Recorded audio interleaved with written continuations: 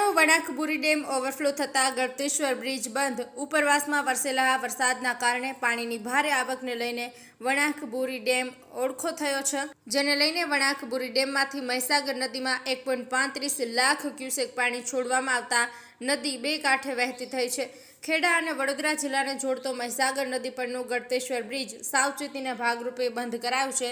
હાલ પાનમ અને કડાણા ડેમમાંથી પાણીની આવક સતત ચાલુ છે, જેના કારણે મહીસાગર નદીમાં હજી વધુ પ્રમાણમાં પાણી છોડવામાં આવી શકે તેમ છે, જેને લઈને તંત્ર દ્વારા મહી કાંઠાના ગામોને એલર્ટ કરવામાં આવ્યા છે.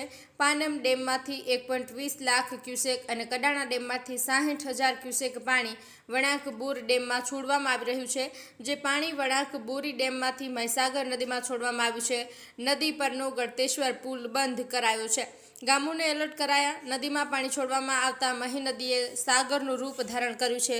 બે કાંઠે વહી રહી છે, જેને કારણે ખેડા અને વડોદરા જિલ્લાને જોડતો ગળતેશ્વર પુલ સાવચેતીના ભાગરૂપે બંધ કરવામાં આવ્યો છે. તંત્ર દ્વારા પુલ પરની તમામ અવરજવર ઉપર સંપૂર્ણ પ્રતિબંધ ફરવામાં આવ્યો છે, તેમજ ચુસ્ત પોલીસ બંદોબસ્ત ગોઠવી દેવામાં આવ્યો છે. ગળતેશ્વરના મહી કાંઠાના 21 ગામોને એલર્ટ કરવામાં આવ્યા છે. ગ્રામ્ય વિસ્તારના 8 રસ્તા બંધ કરવામાં આવ્યા છે. આશીષ મહેતા, નડિયાદ.